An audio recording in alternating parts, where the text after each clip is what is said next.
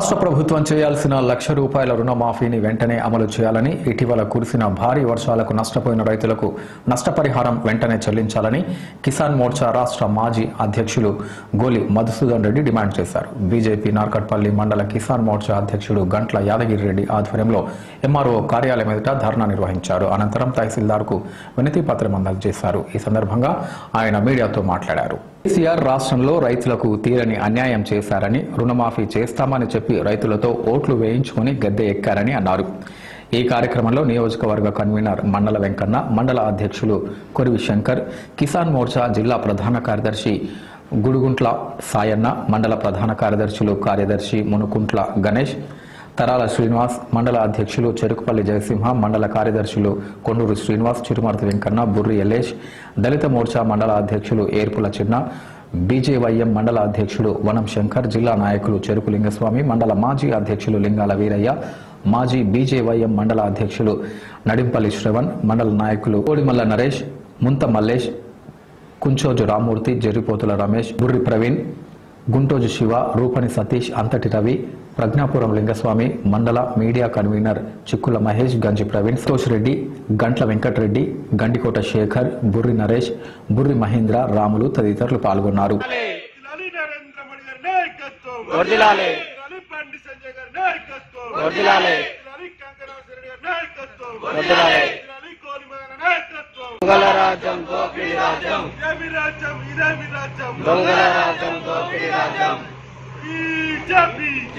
రోజు ఈ యొక్క రాష్ట్ర ప్రభుత్వం యొక్క రైతు వ్యతిరేక విధానాలకు నిరసనగా సరిగ్గా ఈ రోజు రెండోసారి రాష్ట్రంలో టీఆర్ఎస్ పార్టీ అధికారంలోకి వచ్చి 2 సంవత్సరాలు అయిపోతుంది. 2018 డిసెంబర్ 7వ తారీఖు నాడు ఎన్నికలు జరిగినాయి.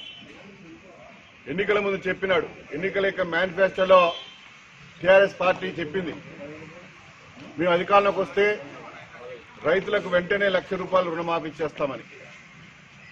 రైతుల యొక్క ఓట్లు అవసరం కాబట్టి రైతులకు నమ్మించి రైతుల యొక్క ఓట్లు ఏదైతే గెలవలేరు కాబట్టి రైతుల యొక్క ఓట్ల కోసం, సీట్ల కోసం, అధికారం కోసం ఆ రోజు రైతులకు ₹1,00,000 రుణమాఫీ చేస్తానన్నాడు. 2014 ఎన్నికల్లో కొత్తగా ఏర్పడ్డ రాష్ట్రం, ఈ యొక్క రాష్ట్రంలో ఆర్థికంగా అనేక ఇబ్బందులు ఉన్నాయి కాబట్టి విడతల వారీగా మాఫీ చేసినాం. ఈసారి అధికారంలోకి వస్తే మీరు ఓట్లేసి మమ్మల్ని గెలిపించి అధికారంలోకి తీసుకొస్తే వెంటనే ₹1,00,000 రుణమాఫీ చేస్తానని కళ్ళబుర్లు కబుర్లు చెప్పి మాయమాటలు చెప్పి రైతుల యొక్క ఓట్లేసుకుని గెలిచి అధికారంలోకి వచ్చి రైతులను మోసం చేసినటువంటి కేసీఆర్ ఎందుకు 2 సంవత్సరాలైనా ఈరోజు రుణమాఫీ చేయలేదు? ఇది ద్రోహం కాదా? రైతులకు అన్యాయం కాదా? రైతులకు నమ్మక ద్రోహం కాదా? ఎందుకు కేసీఆర్ ఈరోజు 2 సంవత్సరాలు అయినప్పటికీ కూడా నువ్వు రైతుల యొక్క రుణాలు మాఫీ చేయలే? ఈరోజు రైతులు మరి ఎదురు చూస్తా ఉన్నారు. రైతులు కన్ను కాయగా మరి కాయగాసే విధంగా ఎదురు చూస్తున్నారు రైతుల యొక్క రుణమాఫీ చేస్తామని. ముఖ్యమంత్రి కేసీఆర్ నిస్సిగ్గుగా అసెంబ్లీలో చెప్పినాడు, నేను మాఫీ చేయను, మీరే రెన్యువల్ చేసుకోమని. బ్యాంకుల చుట్టూ వెళ్తే బ్యాంకులు రుణమాఫీ చేయాలంటే వాళ్ళు పూర్తిగా కూడా అమౌంట్ కడితేనే మరి రెన్యువల్ చేస్తా ఉన్నారు. 2 సంవత్సరాల నుంచి పూర్తిగా కూడా రైతులు విసిగి వేసారి బ్యాంకుల చుట్టూ చెప్పులు అరిగే విధంగా తిరిగినప్పటికీ కూడా బ్యాంకు అధికారులు అనేక రకాలుగా కొర్రీలు పెట్టి కొత్తగా రుణాలు ఇవ్వలేదు. కొత్తగా రుణాలు ఇవ్వని కారణంగా కేసీఆర్ చేసినటువంటి ద్రోహం కారణంగా ఈ యొక్క రైతులు తమ యొక్క వ్యవసాయ పెట్టుబడుల కోసం ప్రైవేటు వడ్డీ వ్యాపారాలపైన ఆధారపడి అధిక వడ్డీల పైన అప్పులు తీసుకొచ్చి వ్యవసాయ పెట్టుబడులు పెడితే ఈరోజు పూర్తిగా కూడా ఈరోజు ప్రకృతి కన్నెర చేసి పూర్తిగా చేతికొచ్చేటటువంటి పంటలు కాయ కష్టం చేసి 6 కాలం కష్టించినటువంటి పంట చేతికొచ్చిన దశలో కాలం కలిసి రాక పంటలు చేతికి రాక పూర్తిగా కూడా ప్రకృతి వైపరీత్యాల వల్ల ఈరోజు పూర్తిగా కూడా నీటమున్నాయి, జలమైపోయినది. ఈ వచ్చే పరిస్థితి లేదు. తెచ్చుకొచ్చినట్టు అప్పులు మిగిలిపోయినాయి. అధిక వడ్డీలపైన అప్పులు తీసుకొస్తే ఈరోజు వడ్డీ వ్యాపారులు ఇంటి వద్దకు వచ్చి వేధిస్తా ఉన్నారు. నువ్వు నిజంగానే రుణమాఫీ చేస్తే ఈరోజు బ్యాంకుల అధికారులు పూర్తిగా బ్యాంకు అధికారులు ఈరోజు లోన్ ఇచ్చేది. నువ్వు లోను పూర్తిగా మాఫీ చేయని కారణంగా, అప్పులు మాఫీ చేయని కారణంగా తడిసి ముద్దై ఈరోజు కొత్తగా రుణాలు రాకుండా పోయినది. ఇది ఎవరి పాపం? ఇది కేసీఆర్ నువ్వు చేసిన పాపం కాదా? ఇది ఈ రాష్ట్రంలో సుమారు 56 లక్షల మంది రైతులకు ద్రోహం చేసినావు నువ్వు ముఖ్యమంత్రి. నువ్వు రైతు బాంధవుడు కాదు, రైతుకి ఏం చేసినావు?